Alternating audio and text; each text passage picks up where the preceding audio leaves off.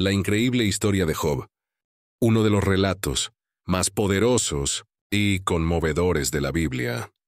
Hoy exploraremos cómo un hombre íntegro y temeroso de Dios pasó por terribles pruebas y las peores adversidades para un hombre, y a pesar de su sufrimiento, nunca perdió su fe. Su historia no solo nos enseña sobre el sufrimiento humano, sino también sobre la soberanía de Dios, la perseverancia en la adversidad y la importancia de la fe inquebrantable. Job vivía en la tierra de Uz y era un hombre ejemplar, un hombre de fe, temeroso de Dios y apartado del mal. Era rico, con una gran familia y grandes posesiones.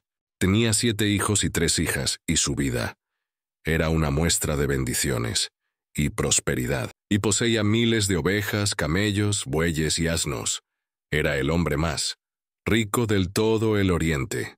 La Biblia nos dice que Job no solo era justo, sino también generoso, ofreciendo sacrificios a Dios en favor de sus hijos por si acaso cometían algún pecado.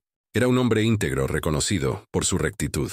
Como cita la Biblia, era este hombre perfecto y recto, temeroso de Dios y apartado del mal. Job 1:1. Pero un día vinieron a presentarse delante de Jehová los hijos de Dios, entre los cuales vino también Satanás. Y es en este punto que comienza la gran prueba de Job. Dios destaca la fidelidad de Job. ¿Te has fijado en mi siervo Job? Le pregunta Dios a Satanás, y continúa diciéndole, no hay nadie en la tierra como él, que me sirva tan fielmente, y viva una vida tan recta cuidando de no hacer mal a nadie. Job 1:8. Pero Satanás lo desafía, sugiriendo que Job solo es fiel porque ha sido bendecido con riquezas y bienestar. Tú no dejas que nadie lo toque, ni a él, ni a su familia, ni a nada de lo que él tiene. Tú bendices todo lo que él hace, y él es el hombre más rico en ganado de todo el país. Pero quítale todo lo que él tiene. Verás cómo él te maldice en tu propia cara. Dios, confiando en la integridad de Job, permite que Satanás ponga a prueba a Job, pero establece un límite. No puede tocar su vida. Y así comienzan las pruebas. Job pierde todo lo que tenía, sus posesiones, su ganado, y lo más devastador de todo, sus hijos.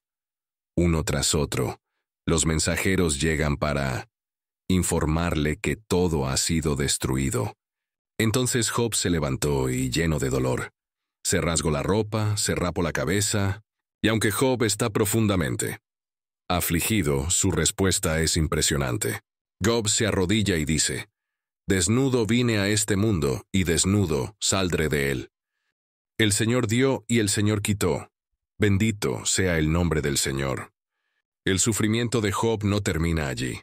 Satanás, al ver que Job no ha maldecido a Dios, se presenta ante Dios y le dice, mientras no le tocan el pellejo, todo va bien.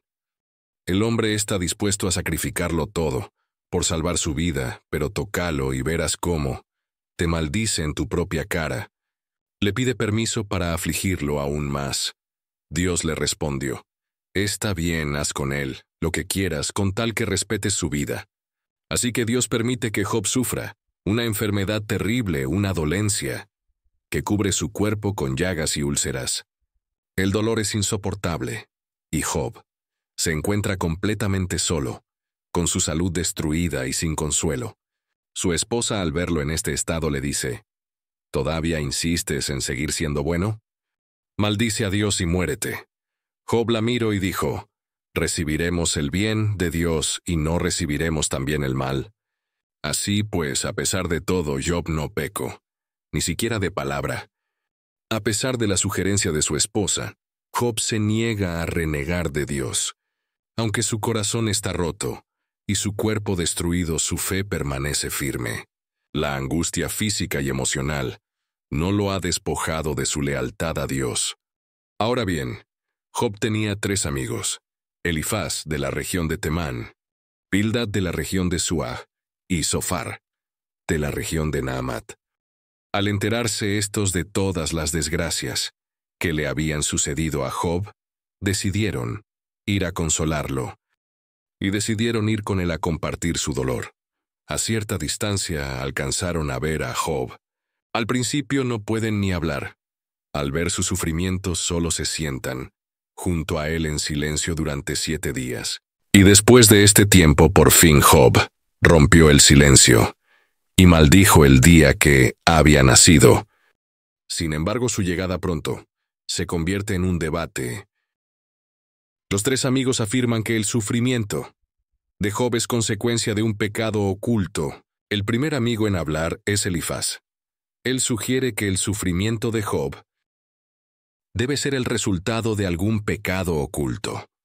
Elifaz, al ser una figura piadosa y experimentada, basa sus argumentaciones en la tradición religiosa y la visión de que Dios recompensa a los justos y castiga a los malvados.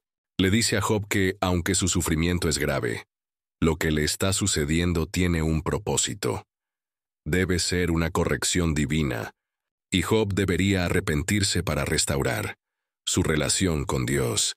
Elifaz también menciona una visión que tuvo, en la cual se le mostró que los humanos son frágiles y no pueden reclamar la perfección ante Dios. Bildad, el segundo amigo, también aborda la situación desde la perspectiva de la retribución divina. Él le dice a Job que si sus hijos murieron, seguramente fue porque cometieron algún pecado. Bildad insiste en que Dios es justo y que, si Job se arrepiente sinceramente, Dios lo restaurará. Critica a Job por cuestionar a Dios y lo insta a aceptar su castigo, pues los que buscan justicia siempre reciben una recompensa. Zofar, el tercer amigo, es el más severo. Él le dice a Job que su sufrimiento es mucho, menor de lo que realmente merece, por sus pecados. Zofar se muestra impaciente con Job, ya que cree que éste está siendo demasiado obstinado en su defensa. Además, le aconseja que se arrepienta, para evitar mayores calamidades, y que busque la misericordia de Dios. Job responde a cada uno de sus amigos. En sus respuestas, Job sigue defendiendo su inocencia, cuestiona la justicia de Dios y expresa su frustración por la incomprensión de sus amigos. Job le responde a Elifaz diciendo que su sufrimiento es tan grande que no puede compararse con ningún pecado. Expresa su desconcierto ante su sufrimiento y se pregunta por qué los justos a veces sufren, mientras que los malvados prosperan. Job no entiende por qué está siendo castigado si él no ha cometido ningún pecado grave. Job mantiene su integridad y desafía la suposición de que su sufrimiento es producto de un pecado específico. Se queja de la injusticia de la situación y se lamenta de la aparente indiferencia de Dios. Job se siente atacado por sus amigos y expresa su frustración con la situación, aunque se muestra triste y confundido. No renuncia a su fe en Dios. Job pide una audiencia directa con Dios para poder explicar su caso. Mientras tanto, un joven llamado Eliú, que no había hablado anteriormente, interviene en la discusión. Eliú, aunque no es tan conocido como los 3 amigos, ofrece una perspectiva diferente y les dice: como yo soy joven y ustedes ancianos, no me atreví a expresarles mi opinión. Yo he estado atento y he escuchado los argumentos presentados por ustedes. Así que él comienza a dar su punto de vista. Él no acusa a Job. Eliú habla con voz firme. No es que Job haya pecado, pero señala que el sufrimiento puede tener un propósito más allá del castigo. Según Eliú, Dios utiliza el sufrimiento como medio para purificar, enseñar y corregir a las personas, pero que no siempre es un castigo directo por un pecado. Eliú habla sobre la grandeza y sabiduría de Dios, sugiriendo que el sufrimiento no siempre tiene una explicación clara para los humanos. Eliú siguió argumentando: no podemos comprender al Todopoderoso. Dios es poderoso e inmensamente sabio y no desprecia al inocente. La justicia divina va más allá de lo que podemos entender. No perdona la vida al malvado, pero hace justicia a los pobres. Eliú también enfatiza que Job, aunque justo, no está en posición de cuestionar la soberanía de Dios, pues Él es inmensamente fuerte y justo, es recto y no oprime a nadie. Considera las cosas admirables que hace Dios en lugar de cuestionar. Ten paciencia y confía. Yo le aconsejo a Job: Job, ten paciencia y escucha. Este discurso sirve como un recordatorio de que aunque el sufrimiento es difícil de entender, debemos confiar en el propósito divino detrás de las pruebas. Es Dios quien hace las cosas grandes e incomprensibles, maravillas sin número. Job 37:5. Una tormenta aparece, y Dios habla desde el torbellino. Muestra la inmensidad de la creación y la majestad de Dios. Finalmente, después de mucho sufrimiento y diálogo, Dios responde a Job, y lo hace de una manera impresionante, desde un torbellino. Dios no da respuestas directas a las preguntas de Job, sino que le muestra la grandeza de su poder. Le recuerda a Job que no puede comprender los misterios del universo, porque él no es el creador. Dios le pregunta: ¿dónde estabas tú cuando fundaba la tierra? A través de estas palabras, Dios le enseña a Job que la soberanía divina es absoluta, y que, aunque no siempre entendemos las razones detrás de nuestras pruebas, debemos confiar en su sabiduría y plan divino. Después de la respuesta divina, Job se arrepiente humildemente, y Dios restaura sus bendiciones. Al escuchar la voz de Dios, Job se humilla y se arrepiente por cuestionar la sabiduría divina. Reconoce su limitación ante la majestad de Dios y pide perdón.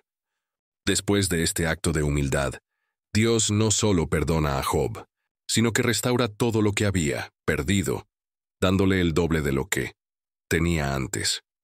Su historia nos deja una poderosa lección sobre la fidelidad, la paciencia en el sufrimiento y la confianza en que, aunque no comprendamos el propósito de nuestras pruebas, Dios tiene un plan perfecto para nuestras vidas. La historia de Job es un recordatorio de que la vida no siempre es fácil, pero que el sufrimiento no es el final de la historia. A través de las pruebas, Job aprendió a confiar en la soberanía de Dios. Al final, Dios lo bendijo abundantemente, mostrando que la perseverancia en la fe trae recompensas. Si te ha inspirado la historia de Job, suscríbete a nuestro canal, comparte este video y deja tus pensamientos en los comentarios.